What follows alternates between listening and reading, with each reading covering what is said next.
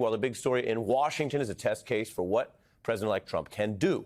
Republicans say the Senate confirmation of his AG pick is in jeopardy. And here's what was happening outside the House Ethics Committee late today. Republicans struggling to face and release the facts that they gathered about one of their own, Attorney General nominee Matt Gaetz. Republicans basically now trying to see if they can get away with hiding their report regarding allegations against him. He's up for the most powerful law enforcement post in the country. You can see the press and the interest and the intrigue here today. The meeting was in secret. The Republican chair then told reporters some of the details, and that apparently breaches the protocol where the process is supposed to be fully confidential until and unless these written materials about Gaetz are themselves released. Are you at least going to release it to the Senate? There has been no agreement to release the report. But it has come to my attention that the chairman has since betrayed the process by disclosing our deliberations within moments after walking out of the committee. When she says that the chairman, Guest, betrayed the committee, I think she's talking about the fact that he spoke about what the deliberations were in the room, or even gave, in the instance of one reporter who caught up with him in the hallways. Vote against the release? I did. Okay, can you explain why? Because the committee no longer has jurisdiction over the issue. So they're trying to hide it. In fact, the committee has jurisdiction over its own work. It may send these findings to the Senate, could do that confidentially for the vetting, could release them. That's not really in doubt. The issue is whether Republicans think these findings are so bad for Gaetz and Trump or for their own process that they'd actually rather take heat over being secretive than take heat over whatever's in there. Now, J.D. Vance, the vice president-elect, deployed his links with Senate colleagues to try to help sell Gaetz today. But Republican senators may demand a lot more information before they consider anything.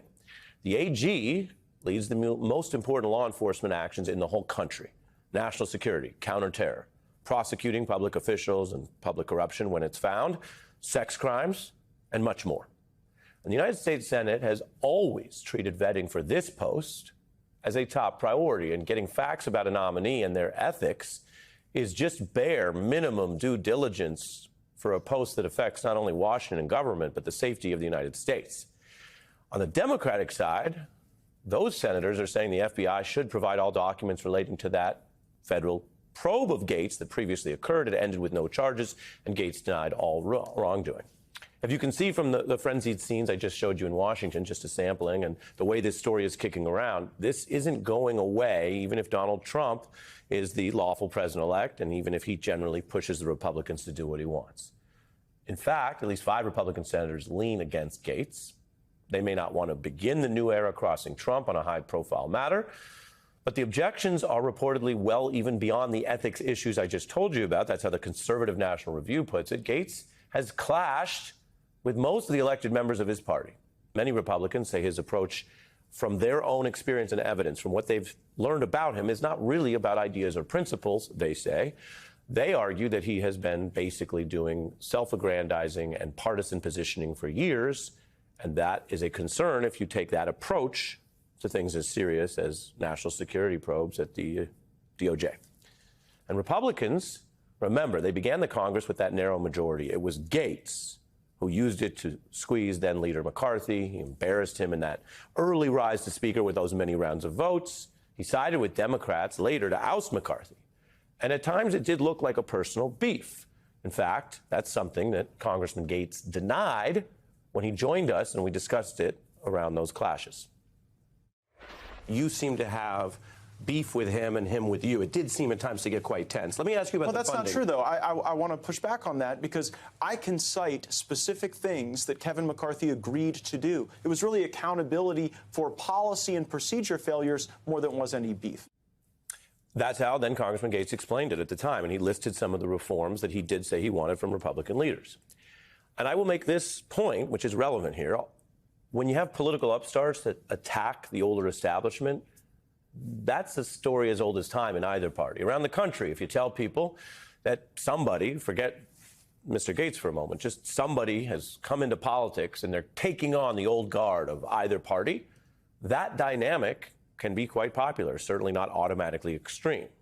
The difference, according to many Republicans, as I'm reporting for you, is that Matt Gaetz went so hard at so many of his leaders that he may have just burned down more than he could build or replace.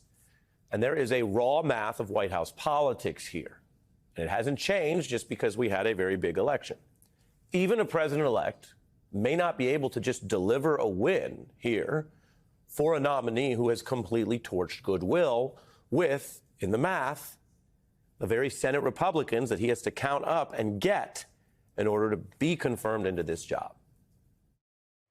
We have Murkowski and Collins rejecting the duties that they have as senators, and if they do that, their voters should reject them. Our leadership, frankly, is in shambles. You've got McConnell wavering. Speaking of fools, Republican Senator and neoconservative Markwayne Mullin, Mitch McConnell's real legacy is that he was missing in action when we needed him most, and spent a lot of his time in the Senate putting special interests above American interests. My advice going forward is that the Republican leadership doesn't need to pick one of the Johns.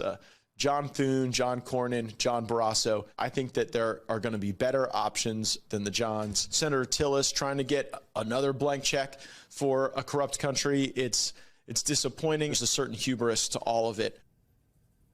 Attacks on most of the Republicans, attacks on Republican senators by name, and those are just some of the attacks on the senators deciding this nominee's fate. Doesn't even get into the House stuff I told you about. And if you put aside even, say, the votes of Democratic senators who have a say on this, or the nonpartisan concerns of legal vets from DOJ and FBI who have spoken out already about this kind of nominee who they say is unqualified, Gaetz is, simply put, one of the most unpopular figures among Republican senators that Trump could select. And that is not an opinion and it's not a criticism. It is a statement of where those people stand. I discussed it with Mr. Gaetz myself, and he said it was a point of pride. But why would Donald Trump want that? Why would you go and say, here, let me take someone for this big job who is so publicly opposed to and clashing with all these Republicans?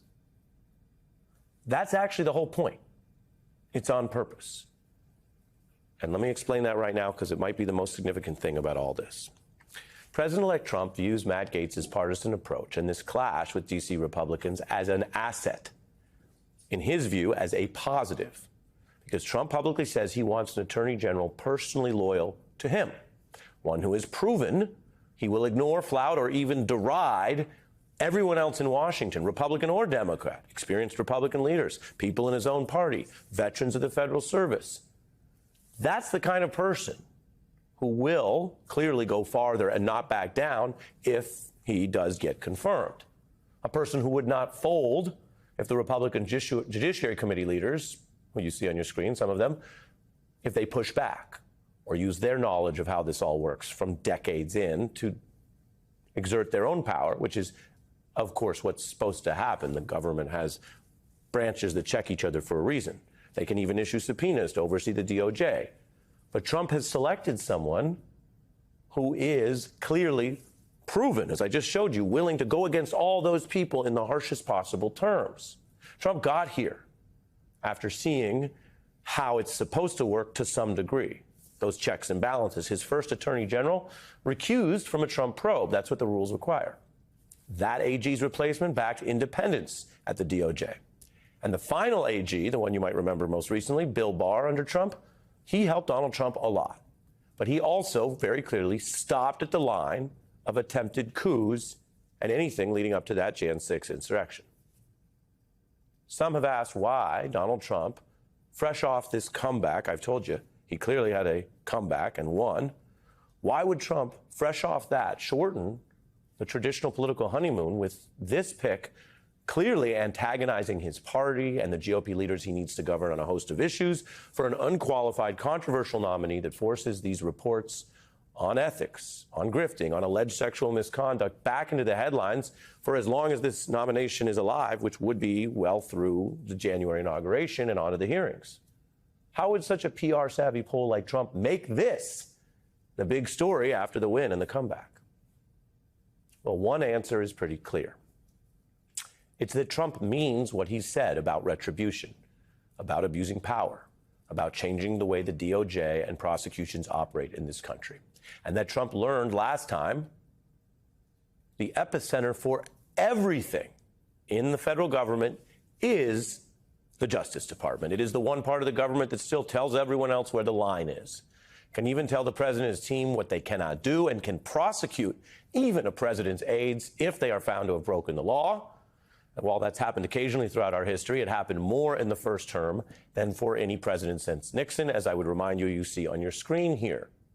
These people learned all of that. And when it comes to crime and punishment, they are supposed to learn their lessons. But some of them may have learned the wrong lesson. And that may be why President-elect Trump is willing to risk so much right now to still install this person who's at public war with most of the Republican Party leadership at the aforementioned Justice Department.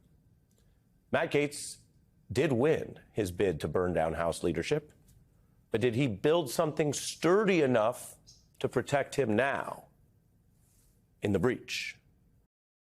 Let's listen to Susan Wild. She's a ranking member of the House Ethics Committee. We were not going to discuss what had transpired at the meeting, but it has come to my attention that the chairman has since betrayed the process by disclosing our deliberations within moments after walking out of the committee. And he has implied that there was an agreement of the committee not to disclose the report. That is an untrue, to the extent that that suggests that the committee was in agreement or that we had a consensus on that, that is inaccurate. And I will say that a vote was taken. As many of you know, this committee is evenly divided between Democrats and Republicans, 5 Dems, 5 Republicans, which means that in order to affirmatively move something forward, somebody has to cross party lines and vote with the other side, which happens a lot, by the way, and we often vote unanimously. That did not happen in today's vote, and I do not want the American public or anyone else to think that Mr. Guest's characterization of what transpired today would be some sort of indication that the committee had unanimity or consensus on this issue, not to release the report. That would be an inaccurate portrayal, and nobody should take that from what they have heard so far. There was no consensus on this issue.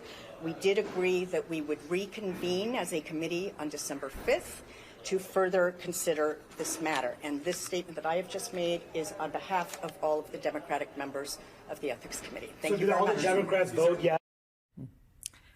Ali Vitale, take us inside what the betrayal of the process is that she's describing there. I don't think we can stress enough how rare it is to see this level of visibility for this committee, and also for us to have any idea of the inner workings of it. The Ethics Committee, again, is one of those rare committees, and Susan Wild just said this, that's divided evenly among both sides, 5 Republicans, 5 Democrats. She's right that for anything in this instance to have happened, someone would have had to cross party lines, either to say, no, we should not be releasing this ethics report, or yes, we should be releasing this ethics report. It's clear when she says it was a 5-5 vote that nothing happened, and that's what she means by no consensus.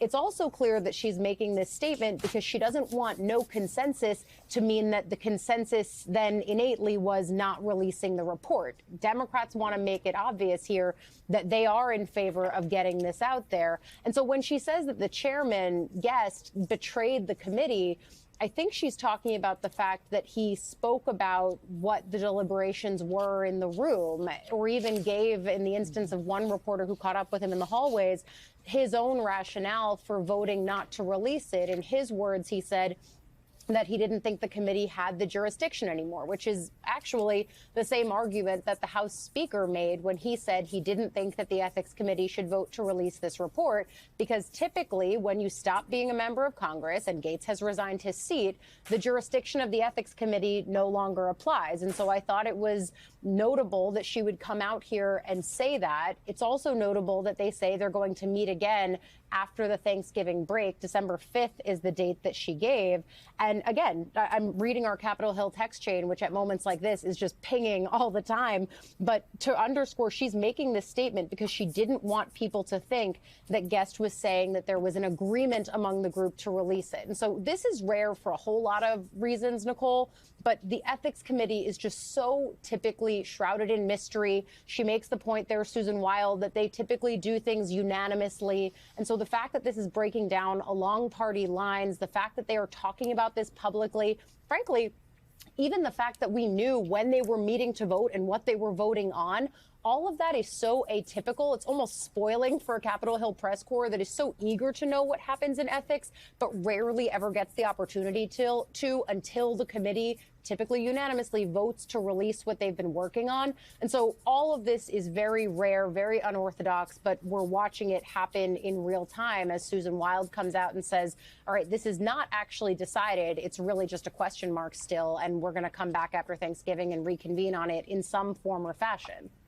So, Ali, our colleague Hallie Jackson interviewed a lawyer for 2 witnesses who went before the House Ethics Committee. That lawyer made some important points in interviews. I believe he did an interview with ABC News as well.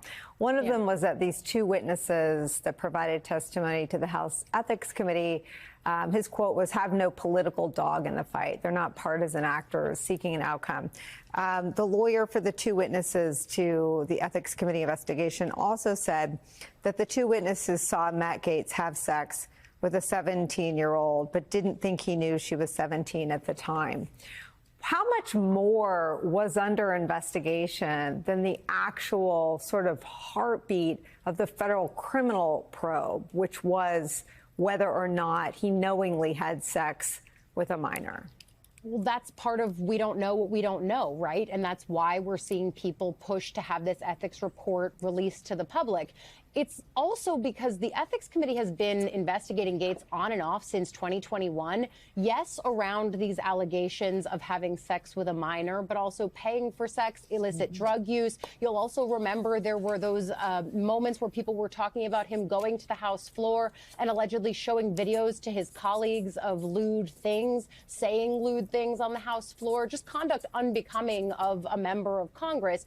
So all of those things are sort of swirling in this pot. But to the question that you ask, it's why people want to see this report. They want to know not just what the lawyers and the witnesses spoke to the committee about, but underlying payments from places like Venmo and other things that we've heard about in sort of a casual fashion because they're out there and not under subpoena. But when the Ethics Committee is doing it, of course, it adds the heft of a congressional investigation to it. And so that's why people are pushing for this. I do think it's notable, and there's 2 more mechanisms in addition to the way that we could see this come out if the Ethics Committee meets again and someone on the Republican side has a change of heart and ends up crossing party lines to say, let's release this. You have a Democratic Congressman, Sean Casten, who is saying that he's going to introduce a privileged resolution to try to get the full House to vote on this, basically an extra pressuring mechanism that would require a majority of the House to vote on this. The only other time that Congress has tried to do this is back in the 90s, and it failed. But the difference here is that there are actually a good number of Republicans who are no fans, to put it lightly, of Matt Gaetz. And I guess I could see a world in which they might want to join and vote that way, but that would put them in crosshairs of the speaker and of the president-elect from their party. So there's just some really fascinating dynamics happening here as House Republicans, many of them have been vocal to me, to other reporters on camera about the fact that they, A, are happy that Gaetz is no longer a member of their body, and B, they're happy to have his dirty laundry aired because they are no fans of him and they'd like to see him dragged in the public view effectively. But whether or not the Ethics Committee report is going to be the vehicle for that at this point is unclear, but it also pretty much seems unlikely. Ali, are the sex tapes that Republican senators talked about being handed and asked to watch, I believe the Republican senator from Oklahoma described being shown a video that Matt Gaetz described as crushing ED drugs, chasing them with energy drinks so he could go all night. Is the creation of the videos or sex tapes and the dissemination, was that something that was investigated by the House Ethics Committee? We're not sure, again, because this committee typically doesn't come out and say, hey, we're investigating this member for this reason, and we'll let you know the findings in about 4 to 6 weeks. They do not talk about what they are doing. Typically, it requires a good amount of reporting for us to find out if ethics committee investigations are even being opened. And then when they are ready to release their findings, that is when you see the committee do what they did today, but typically with no fanfare, no reporters outside, and certainly no readout of what happened. That is the way that things typically go. But because of the fever pitch around this, because of the fact that Gaetz is an attorney general nominee, it changes the fabric of the entire process. And that's why you're seeing, I just can't stress enough how rare it is to see these ethics committee members talking at length or frankly at all about what they are doing behind closed doors. And the way that the Speaker of the House is weighing in, that other members are weighing in, I think is a really important thing for us to keep in mind as we go forward here and as this committee then says that it'll meet again on December 5th. I think the other thing that's worth pointing out, Nicole, and you point out Senator Markwayne Mullin, who used to be a House member, he had those critical things to say of Gaetz, and then over the weekend was on the Sunday shows kind of towing the Trump transition line on Gaetz and the other nominees. So I think everyone's coming home to the president-elect at this point.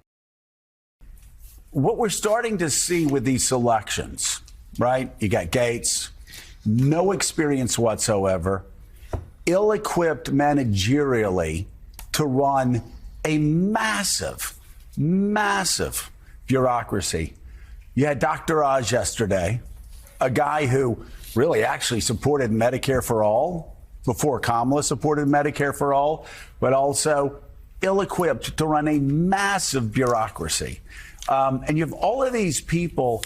But we spoke yesterday, our show, on Background to some people in the Biden administration at Justice who said Todd Blanche, who will be the number 2 there, he said he'll be running the agency. Gaetz should not get through. We're not saying that at all. But if you look at Justice, and I had some top Democratic lawyers over the last week saying Todd Blanche, he's the real deal. Yeah. And so I'm just wondering if we're starting to see something here where get a TV guy up front. Trump's a TV guy. It's worked for him politically. And I'm wondering if you're like, okay, we're going to get all of these people out front who bloviate, who fight hard, who do all of this stuff. And then at least at Justice, they're very concerned about a lot of things coming down the pike. But they say Todd Blanche would run this, and whoever he picks to be the front person will probably be a mouthpiece. I'm not saying that's the case. I'm just saying at Justice right now, they're very concerned about a lot of things, but they like that the number 2 person there who will be running things actually, and these are Biden people, actually is a pro. So I think you're correct. I mean, Todd Blanche is a legitimate legal giant in his own right, and running the Justice Department will probably be his chore, given whoever is going to be Attorney General. Right. The most important thing to a lot of people isn't justice, though, and it happened yesterday. It's the Department of Education. Your children's high school and grammar school education being run by someone who's more familiar with wrestling, with professional wrestling, than it is with actually what goes on in the classroom. People are concerned about what's being taught in the classrooms now. Yeah. That has occurred over the last couple of 2 or 3 years. What are 3rd, 4th, and 5th graders being taught in their elementary schools? What's the curriculum? Right. What's the high school curriculums?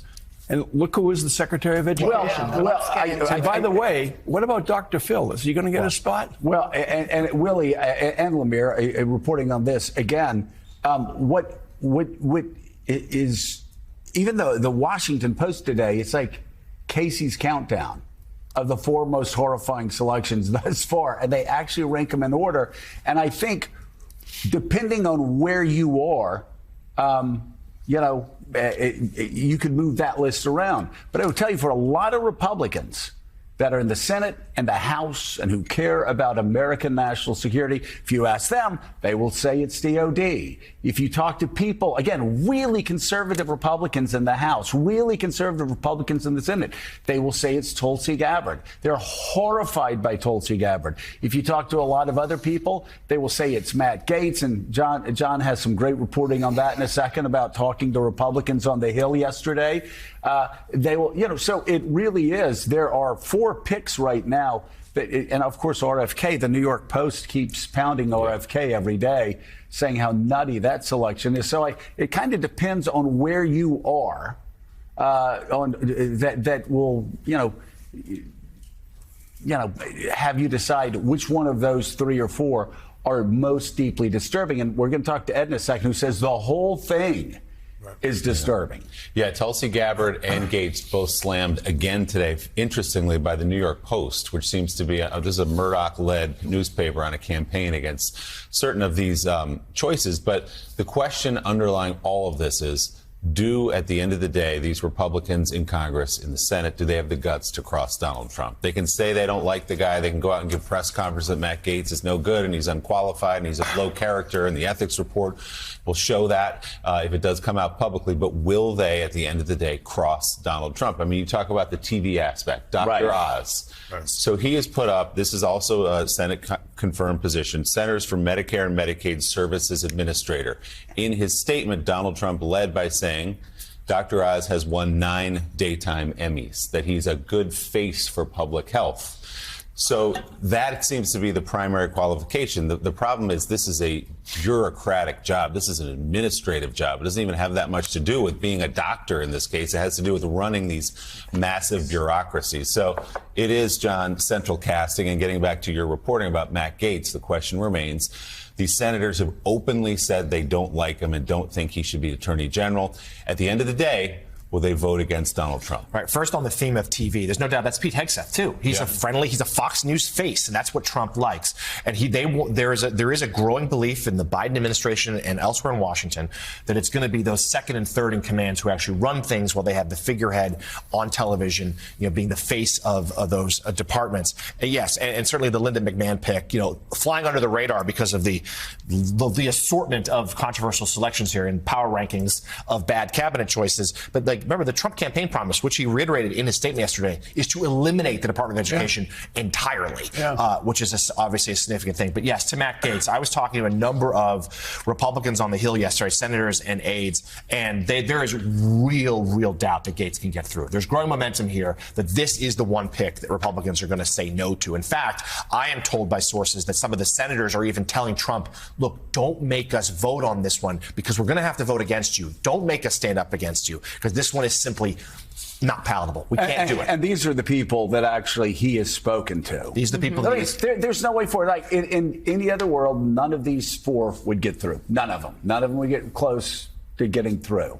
And I'm talking about RFK, Tulsi Gabbard, Hegseth. DOD. I really need to learn to pronounce it. Hegseth, yeah. Hegseth. And then Matt Gaetz. In any other world, they would never get through. I will say we're talking a lot about Matt Gaetz because that's what the Republican senators are talking about mainly. But, man, I would find it all of it's deeply disturbing, these picks.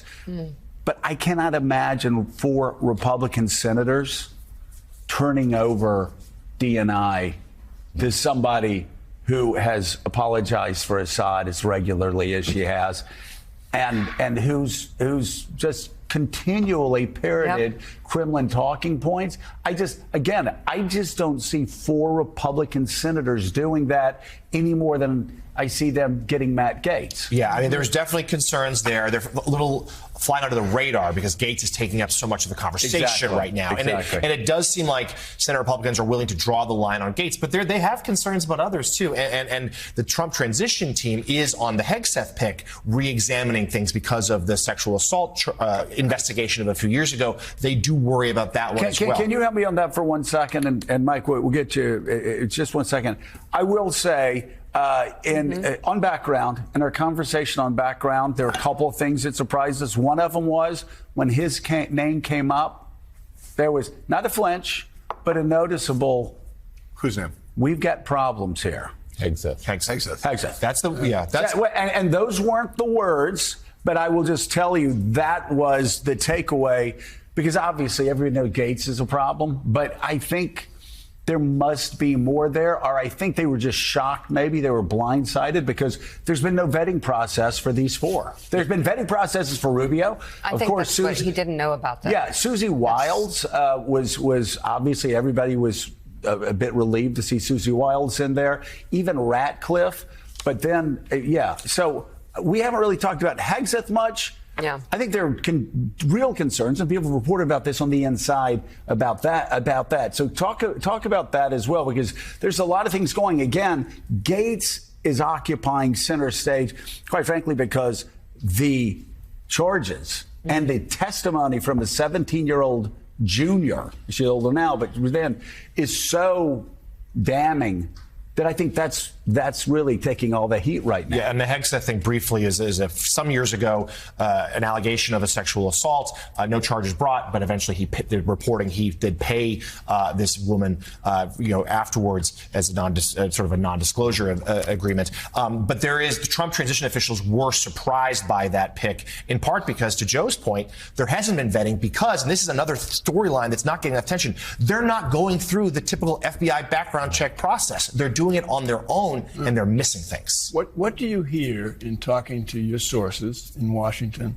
at the edge of the intelligence community? Do you hear the same thing that a lot of other people are hearing, that the British, the French, the Israelis are coming in with hints that, we're not going to share our intelligence with Tulsi Gabbard? Yes, current and former intelligence officers have expressed that fear and have heard that from their colleagues overseas, saying there's going to be real reluctance to share some of those nations' top secrets and intel with the United States. First of all, there were already some concerns about Trump, who we know has revealed intel in inappropriate settings, including to Sergei Lavrov in the Oval Office. But Tulsi Gabbard in particular, someone who has voiced talking points that emanated from Moscow, has cozied up with Syrians, that there's real concern here that the nation will be less safe because allies aren't going to trust us with their intel.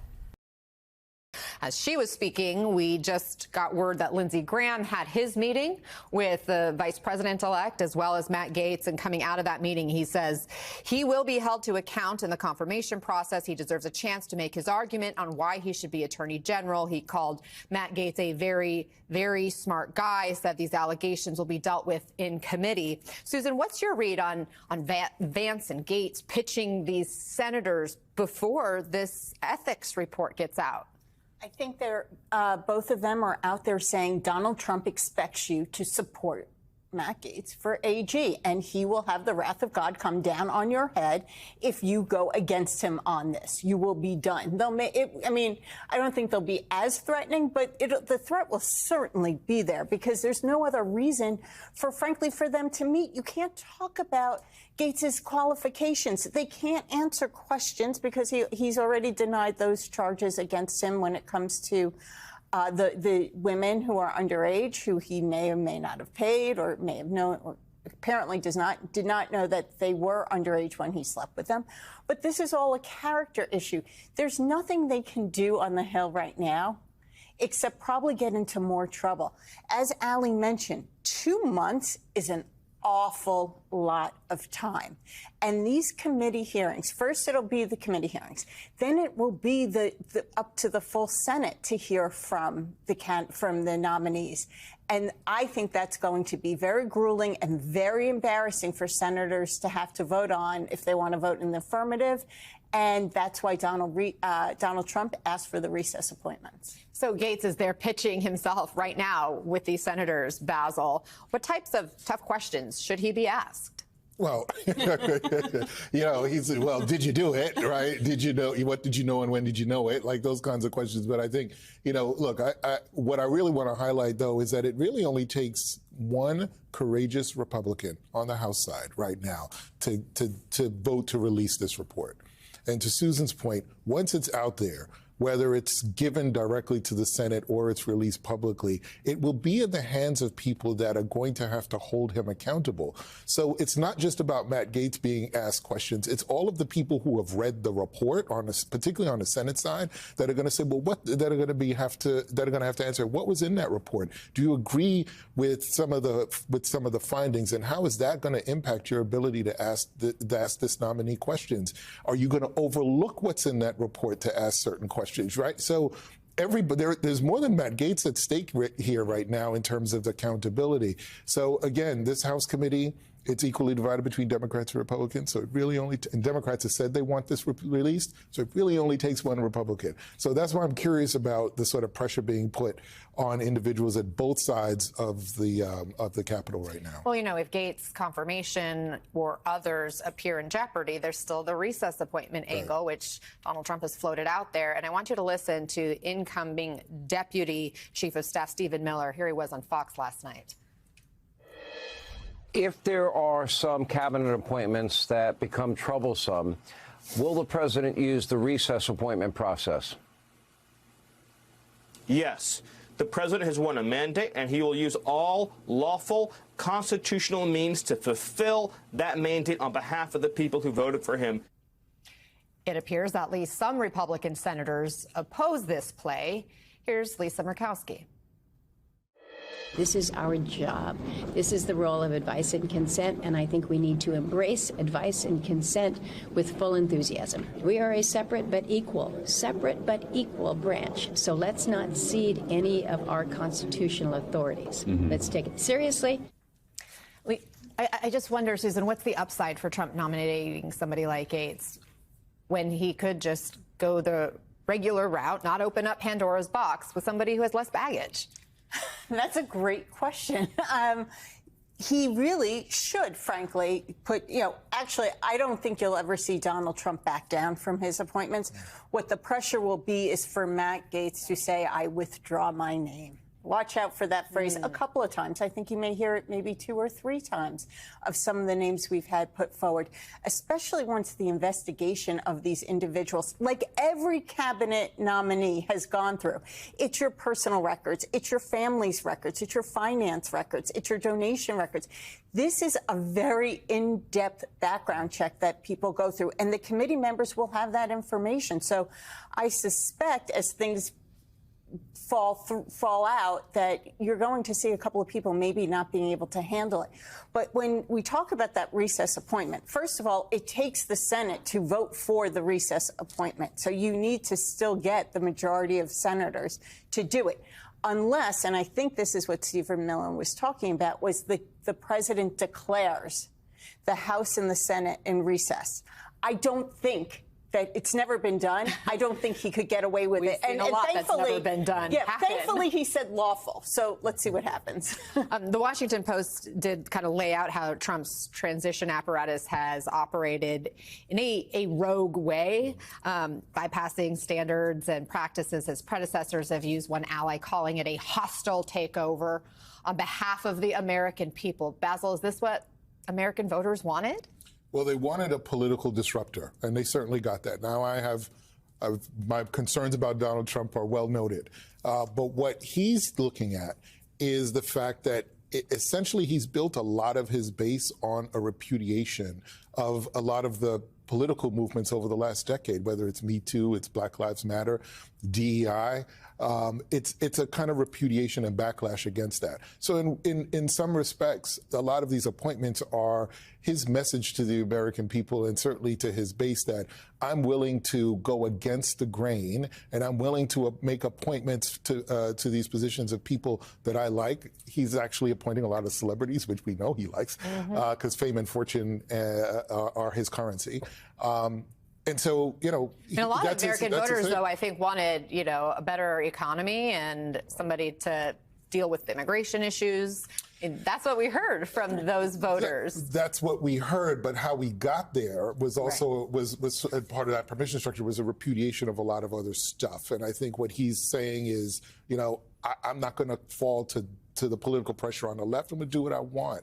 And that, that's why, in many ways, he wants to push through the But there are people who could disrupt the system and tear it apart, who are qualified to at least manage but that's not these his style. organizations. Like, you at least want qualified people who have a management background. Forget their policy, who can at least go into these places and make sure the Social Security checks get mailed out every month. Just something like that. Well, guys, gotta leave it there. There'll be more appointments, and we're going to talk about other picks as we go this hour as well. Basil.